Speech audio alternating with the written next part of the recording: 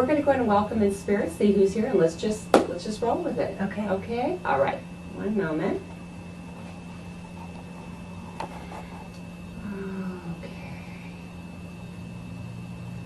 You've actually got several people here with us today. I've got a male stepping immediately in right over here to my left-hand side. He's coming through taller, which would be 5'10" or above in height, medium to darker colored hair. He says to me he passes over very, very quickly. As I ask him, how do you pass, he is showing me a steering wheel, so I take this as a car accident. Who would this be to you? My son. Okay. He says to me, first of all, he's very excited to see you. You have no idea. I'm like wanting to hold the reins back on him. Like, hang on a minute. He's so excited that you're here. You have no idea. He says to me that he hasn't been gone that long. This is a short amount of time. He's saying yes? Less than 2 years. Okay, bless your heart. I hear him calling out Mom. He's wanting to call you Mom, he says. He says that you've been recently looking at things that he had when he was younger. Yes. So that's his way of saying to you, I am there. And he's bringing up a blanket. Okay. Do you understand that? Yes, I do. So he says to tell you he was right there when you were looking at this blanket. He says to me that you've got this really strong side to you. You're very loving and kind, but you have a strength too. And he's saying to me that the strength that you've had to call upon it, and that you're going to be using it to make a change in the world, to make a difference. He says, I hate to use the D word, death, but he says, my death will not go, what's the word he's trying to give me? My passing, it's not going to go without meaning. In other words, his passing, something positive is going to come from it. That's what he's trying to say. So I feel something like good he is says going that to me a lot. That we have to have meaning in this. It was a very tragic accident, and he was a big light in many, many people's lives. And because of that, I'm not just because I'm Mom, but because he was who he was, it is important that I try to step outside of that grief and make a difference. I'm so glad. He He's says with that me. you will make a difference. He's over here just chatting. While you're talking, he's talking. He says that you've been around a light. When you said he's the light in my life and in other people's lives, he started showing me this rainbow colored light. And I feel this light is something that he had when he was younger, or this is something that you were around recently. And he says, Tiffany, you like Tiffany lamps, by the way? I just put a Tiffany light up in the dining room yesterday. That's it. And I'll bet Yesterday you it was hung. it's multiple colored. Yes. That's the rainbow. That's the rainbow. He says to me, after you bought it and you hung it, you weren't so sure you really liked it. I had to step back from it yesterday doing that second guessing thing. Yes. Yes, I did. He's laughing about it. He's saying, Mom, it's perfect. Just where it's, exactly, it's perfect right where it's at. And he says that That Tiffany, sounds like him. well, there you go. Nothing changed. Nothing changed. Something still changed. And he says that with the Tiffany lamp that you did get there, it's unique. It's not a common style. It is different. He says you like different types of things. I do. Yeah. I do. I don't run with the crowd now. Neither did he. Neither does he, I'm sure. He's a leader. He Oh, says, yes. he's talking to you. Yes, he is a leader. I'm a leader just like you, he says. Okay, he's saying something about your hand. So let me see what this is. Why would he take your hand? He's taken your hand like this and he just kissed your hand. Why would he do that? He used to do that. And he used to do the funniest thing and kiss me on top of my head when he'd leave the house, and sometimes he'd just grab my hand and kiss it and walk out the door. He'd always stop and tell me goodbye if he was leaving the house and kiss me, and Well, he just kissed he your was hand. just a so sweetie. He was a sweetheart. He's an angel, and he says, He was as I say to 24. you, angel, yeah, 24. He's just a 24, and they don't baby. usually kiss you every time, but he was a doll. He would. You're right. My eldest son is 22, and it's They're like bullets out the door, Oh, I'm telling you. but And- he always knew what that meant to me, so he'd stop and he sometimes he'd just grab my hand. kiss it. Matter of fact, it would be this one. I might be laying in bed, he might be taking off for the evening, and he was a musician, so he usually went out and played somewhere. And so he would kiss my hand goodbye, or Well, he hasn't left you. And as I say to you, he hasn't left you. He says, tell her, I never will. He'll be waiting for you. Do you remember the limo ride? Do you remember the limousine? well, He says to tell you that. Do you remember the limousine? we took the limousine to his service. Ooh, I don't think that's it. He says it with happiness. So Oh, well, for he, right before he died, it was so funny, I brought him up, him being a musician, he loved. can I interrupt Can you? Yes. As soon as you did that, he's like, yes. Okay. You got him all fired up. Okay, that's it then. It's the limo ride, right before he died, there was a concert at Doheny Beach with Kenny Wayne Shepherd that he used to go to annually every year. Mhm. And they rented a limo this time. And he had more fun that day with his friends, and that was probably less than a month before he He died. passed over. Okay. Yeah. He's reminding you that with Oh, he had happiness. so much fun. They all had fun, but he just had a blast. Yeah. Yeah. From the way he drove. So it was extremely reckless. Yeah, did they roll also? I get this feeling, They Brad's spun. engaging, okay. I They get this spun feeling around like and around. I'm rolling Yes. or spinning with, Yes.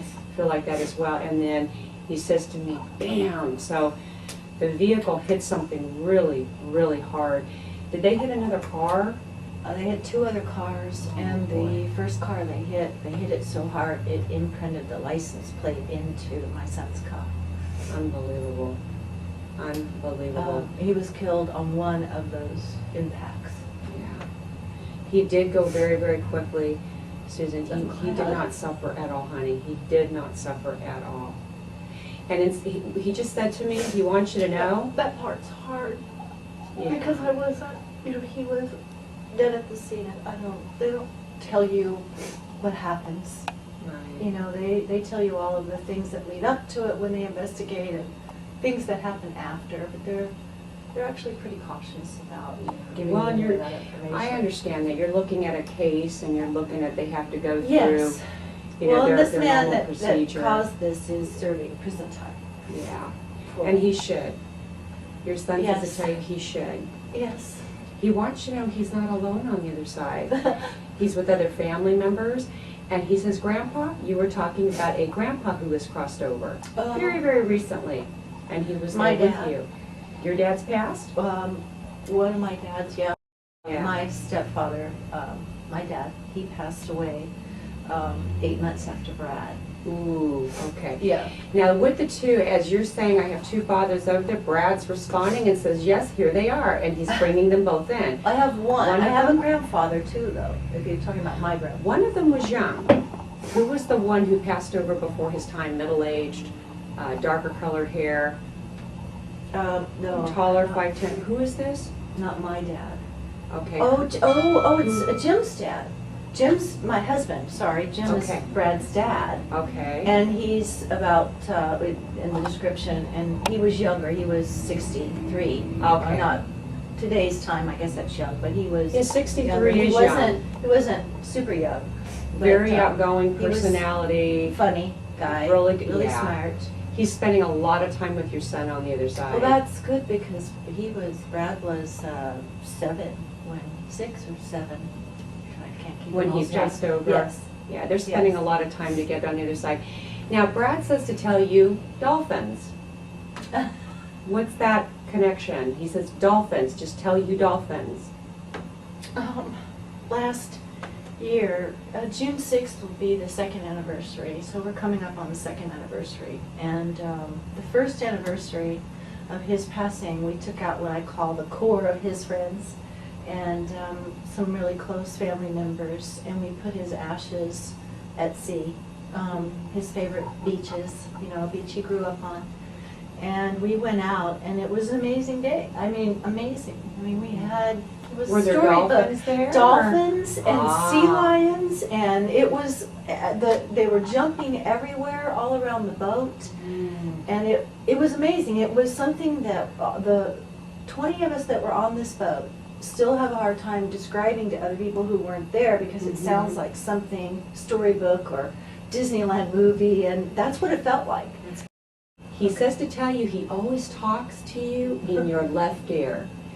So you'll hear a vibration, you may hear his voice. When thoughts come to you, sometimes it's hard for the average person to discern, what is my thoughts, what are messages that are coming from spirits. Sometimes it can be really challenging for people to tell the difference between the two. Your son talks to you so much. He's constantly sending thoughts to your head. And what he would like you to do is, for example, he just said to me, routes. So I'm going to go this way. You're driving somewhere and you're planning on going this way, and all of a sudden you'll get this idea. You know what? I'm going to do something different. For some reason, I'm going to go this way. That's your boy talking to you. Yeah, or wherever you're traveling to. That makes sense. I've been taking the beach route home a lot, which, sometimes you get oblivious that you live down the street from it and you hop on the freeway, and that's no fun. But I've been taking the beach route a little more often, which would be so apropos for him because he was a surf fanatic and loved the beach. Where's the shark come in? When you're talking about shark, he was surfing and I gave him the hardest time. There was a shark alert and he went out there and surfed all day and did not care. He's talking back and forth here. So as I'm talking to you, I hear you and I hear him. He says shark. We had quite a discussion that day. And he thinks it's funny. He does think it's funny. He still thinks it's funny to this day. Yes, well we had one of those mother-son talks where I wasn't going to win a point, but I was trying to make them. Do we ever win with our kids? And I was trying to make them, but it didn't work. Yeah. But he laughed. He was very funny. He was a very funny guy. He says to tell you. Laughing.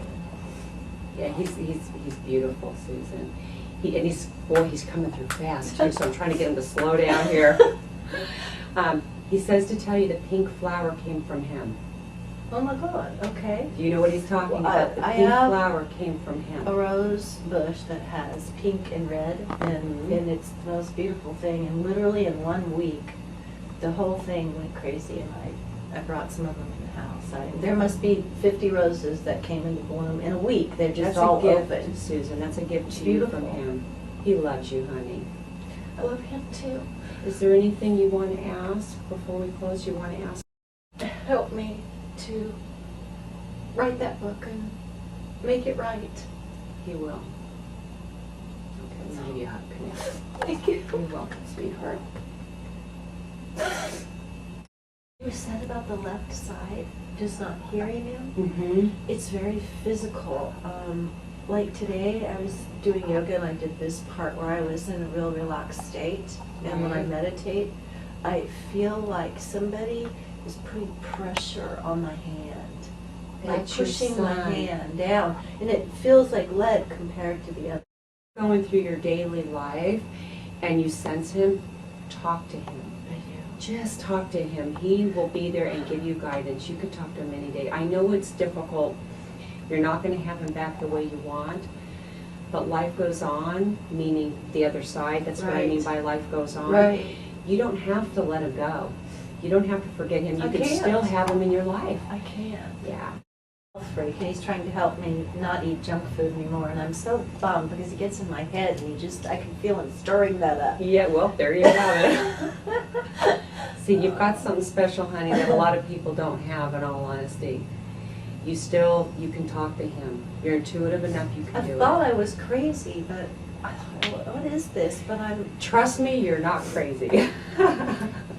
I know that feeling. Oh, I'll bet. Yeah. Yeah. All right. Okay, I'll stop there. I'll leave you at that. And thank you. Thank you so much. You started to feel these things, and how did that lead you to Michele? Well, well over a year into my grief, I found Michele. But what happened from the very beginning, which surprised me, Brad was not just my son, but my only child. If you had told me at some point in my life that I would not have Brad in my life, I would have told you then I would no longer have one. And I'm very, very close to my husband. So the things that roll through your head, and particularly the first year of grief, the suicidal ideation is immense. And I bring that up because nobody will talk about it. Nobody will mention it. And I'm a therapist. I'm a marriage and family therapist, a licensed therapist.